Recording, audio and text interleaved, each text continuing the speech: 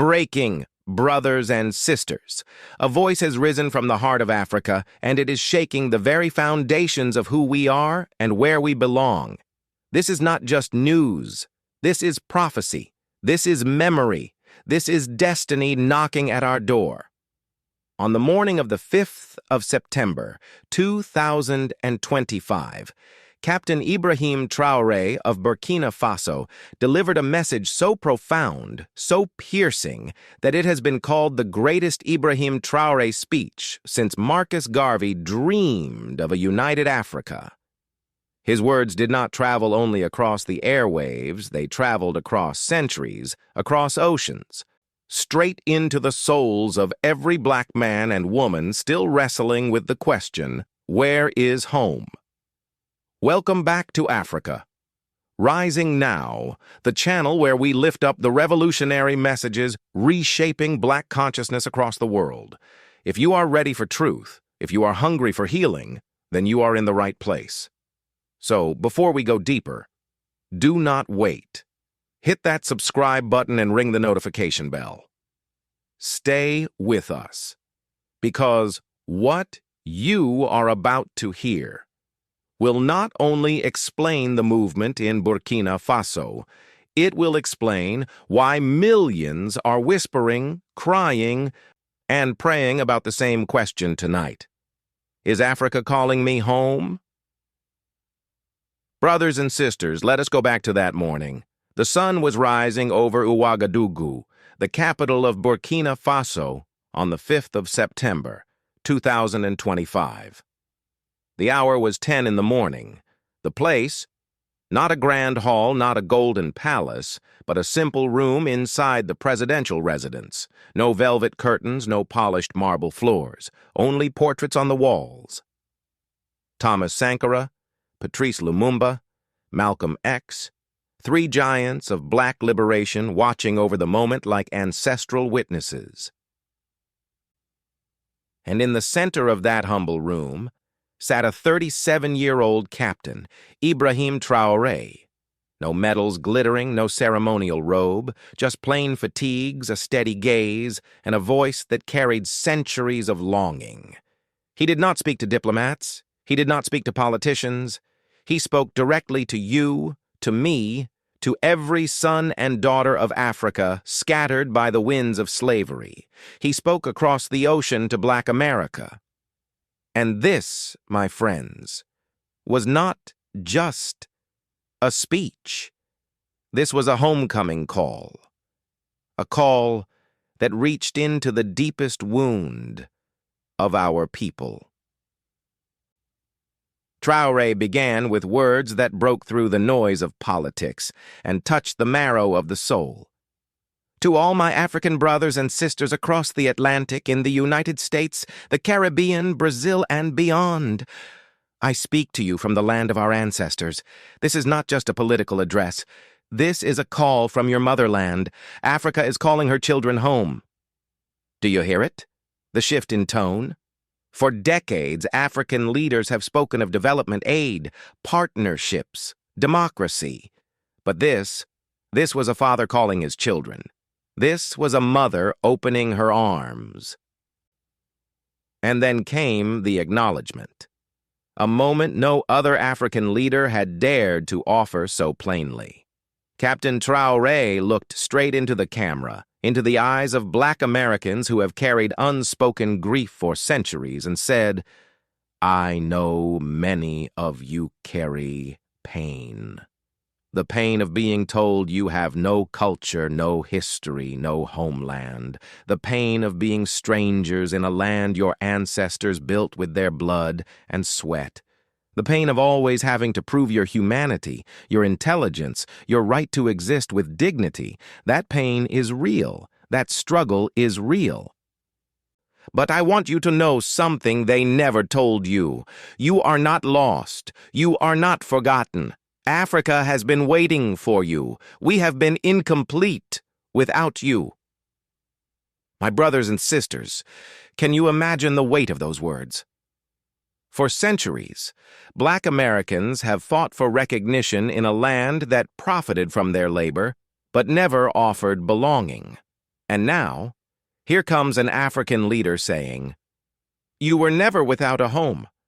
We were waiting. We are not whole until you return." Social media could not contain it. Within hours, videos of men and women weeping as they watched that Ibrahim Traoré speech spread like fire. Grandmothers who had sung spirituals about crossing the Jordan River said they felt their ancestors in the room. Young activists who had shouted in the streets against police brutality said they finally heard the words they had been longing for. And then, the invitation. The line that moved this message from inspiration to revolution. You are not guests in Africa. You are the owners. This is your continent. These are your resources. This is your heritage. Come home. Not as visitors, but as returning family members. Oh, do you see the shift? He was not offering charity. He was not offering pity. He was offering ownership. He was restoring dignity. And for the first time in living memory, Africa was not presented as a place of lack, but as a place of inheritance. Brothers and sisters, I need you to feel the magnitude of this moment, because in that instant, Captain Ibrahim Traoré redrew the map of identity. Black America was no longer a displaced people, endlessly chasing equality in a hostile land. Black America was now being told, you have a country, you have a continent, you have a home. And yet, as powerful as that invitation was, it was not the part that sent shockwaves through the establishment. No, the part that turned joy into trembling, hope into urgency, was what he said next. And then, brothers and sisters, the captain's tone shifted. The room seemed to grow heavier. His words cut not with the warmth of invitation, but with the sharpness of a surgeon's blade. They told you that integration was victory, he declared. They told you that sitting next to white people in restaurants was freedom. But look around. 60 years after civil rights, are you free? You have black faces in high places, but black communities are still poor. You have black celebrities and athletes, but black children still attend failing schools. You have black politicians, but black families still live in fear of police violence. Integration gave you access to their spaces, but it did not give you control over your destiny. Success in America means abandoning your community to join theirs. That is not liberation. That is assimilation. Can you feel the sting in those words? For generations, our people have been told that the dream was to sit at the same table, to move into the same neighborhoods, to graduate from the same schools. But Traoré was saying the unthinkable, that the dream was a trap. And he brought the numbers, my friends. Numbers that could not be ignored. Black Americans 13 times more likely to be killed by police than their white counterparts. 10 times less generational wealth than white families. 1 in 3 black men touched by the prison system. Layer upon layer of systemic discrimination in housing, health, and employment. These were not the words of comfort. These were words of fire. They exposed the lie. They stripped away the illusion that a few successful individuals meant collective freedom. Some of you will say, he continued, but I am successful in America. I have a good job, a nice house, a good education. But answer this honestly. Are you building generational wealth for your people? Or are you just managing poverty better than your parents? Your individual success means nothing if your people remain oppressed. Your achievements are meaningless if they do not lift your community. True success is collective liberation, not personal advancement. Oh, church, do you hear it? That is not just politics. That is prophecy. That is an elder's rebuke and a father's reminder that no matter how far one climbs alone, if the community is still in chains, No one is free. The reaction was electric. Across social media, across barbershops and church pews, across college campuses and kitchen tables, Black America was split wide open. Some shouted, "Yes, finally, someone has spoken the truth we always knew in our bones." Others trembled, saying, "But what about the progress we fought for? What about the sacrifices of our parents and grandparents who bled for civil rights?" Families argued. Generations divided. The young said, "Civil rights gave us access but not power. It gave us visibility but not freedom." The elders replied, "Do not dishonor the blood we shed to gain those rights." And in between, a weary middle generation whispered, "But what do we do with our mortgages, our careers, our children?" Meanwhile, the establishment in America and Europe felt the ground shake beneath their feet. Think tanks held emergency meetings. Politicians issued guarded statements.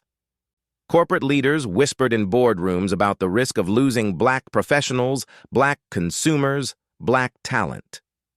Because make no mistake, when Ibrahim Traoré lifted the veil, he was not just exposing a lie. He was threatening an economy, a culture, a system built on Black labor and Black consumption. The climax of his speech was not a gentle call to unity. It was a thunderous indictment of a society that offers status without sovereignty, wealth without ownership, progress without power. And yet, as searing as those truths were, Traoré did not leave his audience in despair. He did not expose the illusion without offering a vision, because he knew, as every preacher knows, that conviction without hope leads only to despair. So he lifted his eyes, steadied his voice, and began to paint a picture of what Africa could be, not as a continent begging for aid, not as a land ravaged by poverty, but as a mighty nation reborn when her scattered children return. Brothers and sisters, after the rebuke came the vision. Captain Ibrahim Traoré did not leave us standing in the ruins of disillusionment. No. He lifted our eyes to see a new horizon. He said plainly, "Africa is not asking you to visit. Africa is asking you to return, not as strangers, not as tourists, but as family. We offer you more than citizenship. We offer you belonging. We offer you ownership. We offer you the chance to build the greatest civilization the world has ever known." And then he unveiled what has now become the most talked about program in the Pan-African world, Operation Sankofa. Named after the Akan symbol that means go back and get it, this initiative is more than a policy. It is a prophecy put into action. Automatic citizenship for anyone who can prove African ancestry. Free land grants for families ready to build farms and businesses. Tax incentives for diaspora entrepreneurs. Education exchanges linking Black students in America with their brothers and sisters in Africa. Cultural centers to help returning families adapt and reconnect.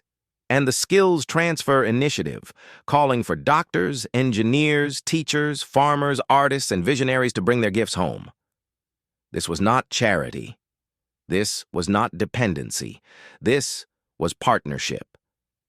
Traoré was saying, "Do not come as missionaries. Do not come as charity workers. Come as partners. Come as owners. Come as builders of your own future." And the people responded. Amara Johnson, a 28-year-old software engineer from Brooklyn, declared, "I spent my life climbing someone else's ladder. I am moving to Burkina Faso to build African technology." Marcus Washington, a 32-year-old teacher from Atlanta, said, "I will no longer teach Black children only about other people's greatness. I will teach African children about their own." Kasha Brown, a 26-year-old doctor from Chicago, testified, "American healthcare profits from sickness. African healthcare can be built to preserve wellness. That is worth my life's work." These were not empty words. The numbers speak. In September 2025 alone, 347 black professionals resigned from jobs in America to relocate to Burkina Faso. 12 black-owned businesses shifted their operations to West Africa. 23 families sold their homes to invest in African agriculture. 89 students transferred from American universities to African institutions. Do you feel the tremor, my friends? The ground is moving beneath our feet. The very systems of America are beginning to shake as their most talented sons and daughters answer the call of Africa Rising Now. And yet, this movement has not only inspired hope, it has ignited debate. Around dinner tables, families are torn. Elders say, "We fought too hard for civil rights to abandon America. This is our country too." Youth reply, "Civil rights made us visible, not free. It is time to go home." And the middle generation wrestles in silence. What about our jobs, our mortgages, our children's future? This is the tension of our time. This is the crossroads. And Captain Ibrahim Traoré has forced the question that can no longer be ignored. Is success in America worth more than belonging in Africa? I ask you now, my brothers and sisters, and I want you to write your answer in the comments below. If you had the chance to give your children a land where they are the majority, where they are the owners, where their history is celebrated instead of erased, would you take it? Would you dare to leave behind the chains of assimilation to embrace the crown of liberation? Because as powerful as this awakening has been, the story does not end with joyful tears or family debates.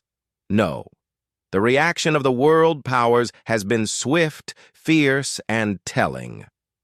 Brothers and sisters, whenever truth rises, power trembles. And when Captain Ibrahim Traoré declared that Africa was calling her children home, the halls of Washington, Paris, and London shook with fear. The United States State Department issued a cold warning, calling his words diaspora recruitment propaganda. The Federal Bureau of Investigation quietly opened investigations into what they called foreign influence operations. And on Capitol Hill, whispers grew louder. Congressional hearings to address African diaspora mobilization as a national security threat.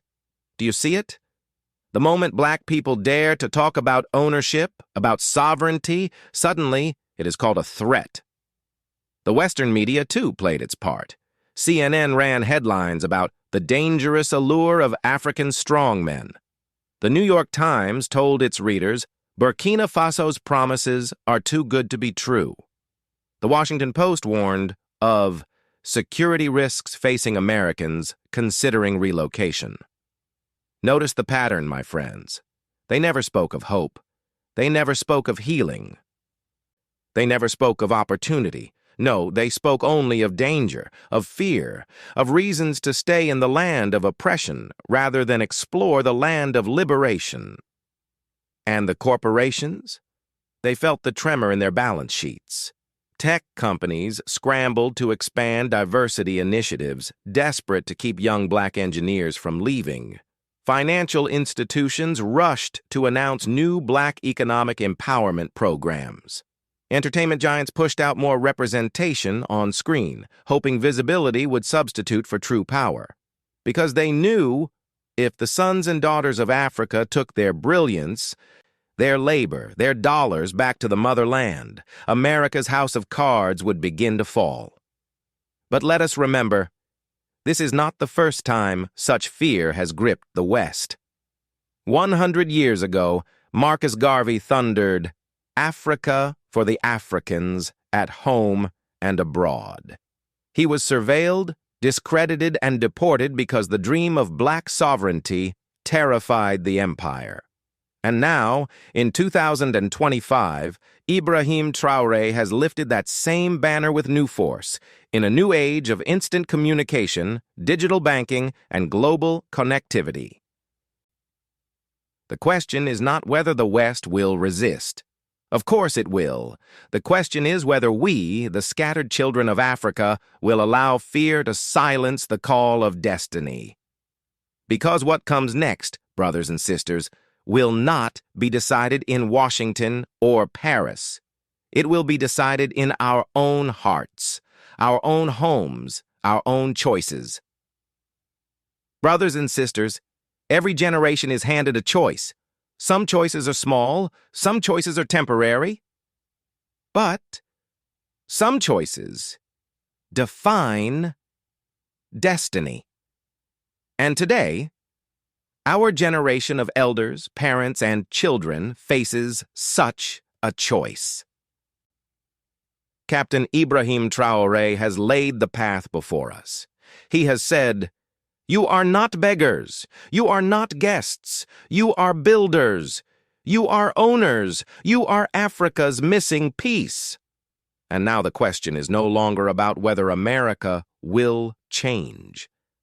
It is about whether we will change. The road ahead is not without challenge. Africa is not perfect. There will be struggles with infrastructure, with security, with systems still bearing the scars of colonization. But hear me clearly, America has challenges too.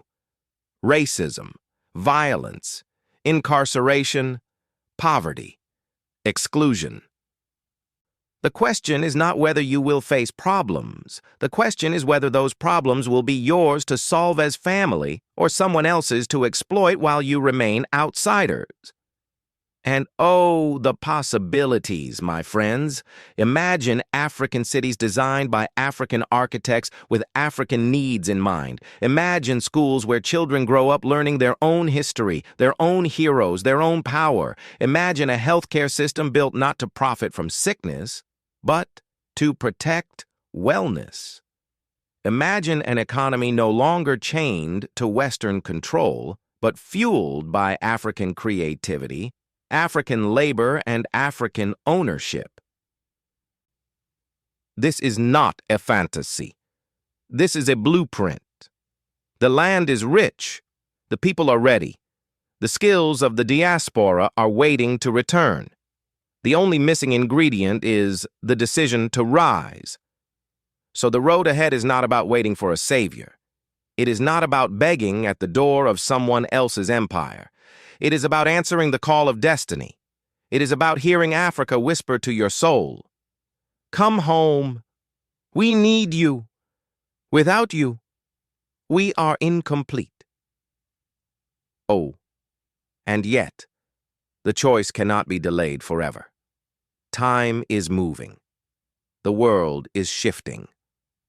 Other nations are already making moves for Africa's resources, Africa's markets, Africa's future.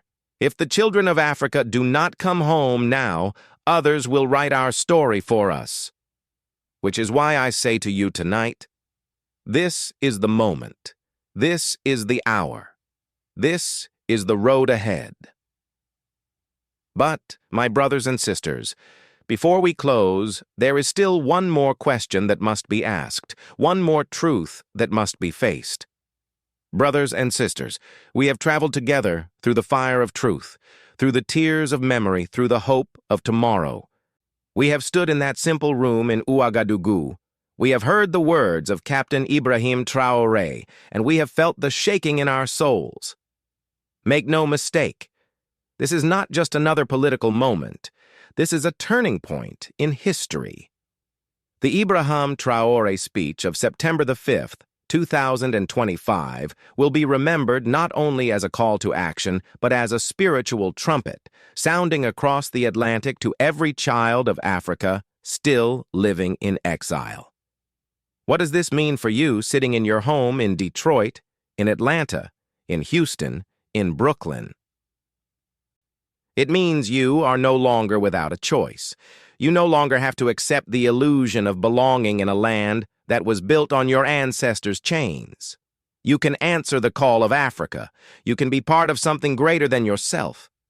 Greater than America. Greater than this present moment. You can be part of a rising civilization. Yes, there are challenges. Yes, there are questions. But hear me clearly. Every great journey begins with a single step. And tonight, you must ask yourself, will your grandchildren remember you as the one who clung to assimilation, or as the one who took the bold step back into destiny? The world is watching. The West is trembling. But Africa is calling. The Ibrahim Traoré Burkina Faso moment is not just about politics. It is about healing. It is about wholeness. It is about finally coming home. So I ask you, are you ready to be a builder instead of a beggar? An owner instead of an employee? A majority instead of a minority? A son, a daughter, standing on your own soil instead of forever knocking on someone else's door? Write your answer in the comments below. Share this message with your family. Because every household in Black America deserves to hear this call. And before you go, do not forget, hit that subscribe button, ring the bell, and join us here on Africa Rising Now, where together we lift up the messages that define our destiny. The choice is before you. The invitation is real. The question is eternal. Brothers and sisters, will you come home?